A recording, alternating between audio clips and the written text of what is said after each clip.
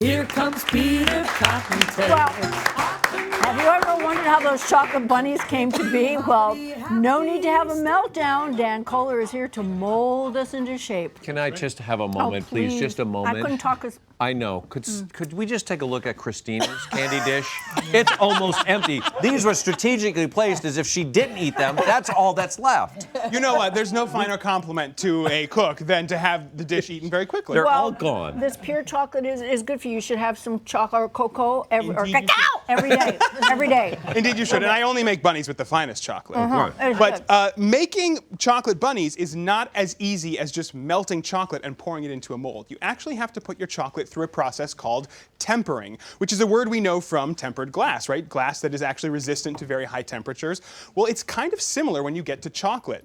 So, the process of tempering chocolate actually aligns the crystalline structure in the cocoa fat so that it is snappy and shiny. Do you see how shiny these are? Yeah.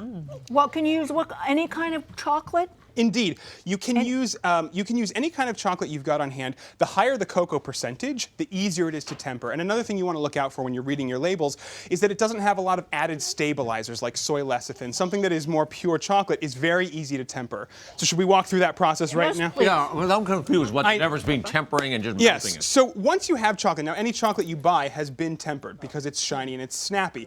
But if you want to change the shape at home, if you want to make these bunnies, here's what you've got to do. I melt my chocolate to 115 degrees, and this is pretty specific chemistry right now. So we bring it up to 115 degrees using a candy thermometer. You want to monitor that very closely, and then take it off the heat and stir in some regular chocolate. Now, this could be chocolate chips. This could be broken up chocolate bars. Can I just jump in real quick? Please do. Because you went to the candy thermometer, and I'm like, a thermometer's a thermometer.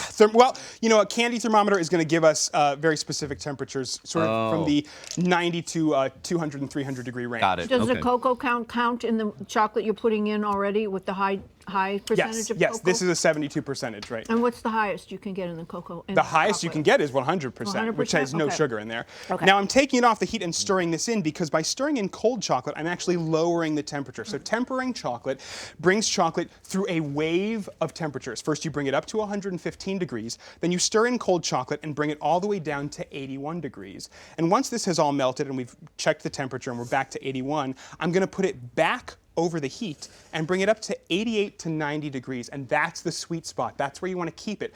Once you're there, your chocolate has been tempered, and making a chocolate bunny is quite simple. Wait, so what is actually happening with that hot and low? Okay, so chocolate cocoa fat has 6 crystals inside it, forms 1 through 6. Now, form number 5 is called the beta prime crystal. The beta prime crystal is what gives us this shiny, very snappy chocolate. And by running chocolate through this temperature curve, you encourage it to produce only beta prime crystals. Now, will your chocolate be bad if you don't do this correctly? No, it will still taste like chocolate, but here's what it will look like. It doesn't look very pretty. You see, this has a lot of form 3 crystals, a lot of form 2 crystals, and you might see this when you leave chocolate by accident in your car. It gets chalky, and it loses its snap. It's kind of just, well, that actually still snapped. But, and you actually can even see inside there, it's chalky. Now, it still tastes like chocolate, but it's not pretty, it's not shiny, and it's not what you want to serve your guests. Yeah.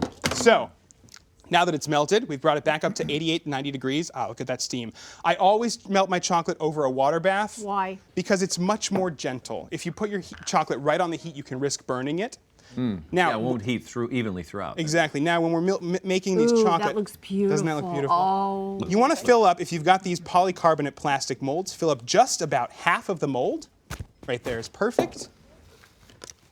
And then we're going to clip the other half on top. Just a little bit clips. Yeah, I just use these little office clips. And if you'll see over here, Christina, you can sort of play with that one. This is a mold before it's been cut out. When you buy these polycarbonate molds at the store, they have a large rim on the side, and you want to make sure you cut around the edges so that you can actually clip this in the end. And once it's clipped all the way around, I just turn it over, back and forth, right? We want to make sure the chocolate completely coats the mold.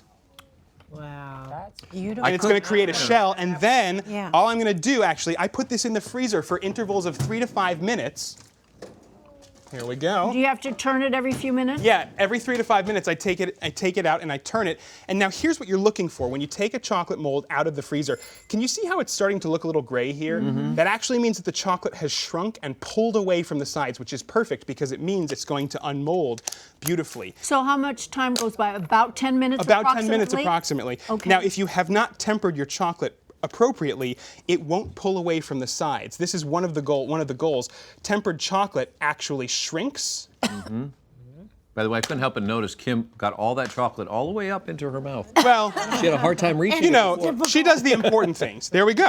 See, it's that Oh, easy. And- Dan, that's beautiful. yeah, because once you've tempered the chocolate, like I said, it shrinks back on itself, and those form-5 crystals make this beautiful, shiny, snappy chocolate, and then it releases easily from the mold. Now, if you have something like this at home, do not fear. This is an old steel chocolate bunny mold, which is quite That is beautiful. really cool. Get that. I love These you that. can find at antique stores, you can find them at thrift shops, and they're really great things, A, for decorating, but also for making these at home. The things you want to watch out for, though, really, in this case, water is your enemy. When you're melting your chocolate over a water bath, be very careful not to spill even a little drop in there, because you see, if any water gets in your chocolate, it's actually ruined it. It will start to clump up, and it will break like that, you see, and now you cannot make beautiful chocolate bunnies if there's even a drop of water there. I can still eat it, though? Well, you can still eat it. Yeah. Yeah. Funny, 'cause chocolate's chocolate, right, Michael? I mean, you don't Chocolate's, waste that. chocolate's chocolate. No, when I was a child, I was disappointed when I'd eat the bunny, though, because I'd eat the ear, and I found that it was hollow inside. know. It broke my heart. I know. No, that's why. I actually thought we had fallen on hard times when that happened. Yeah, I Like, know. Dad can't afford the solid bunny anymore. Guess You know, I actually like a hollow bunny. Well, if you'd like more information, you can visit renegadekitchen.com. Thank you for this. This is lovely. we're gonna come back, and Jeanette's gonna help us out with a nice, affordable Easter meal. Oh, that is right. And it involves chocolate, and it is $30 for 6 people. I'm going to show you how.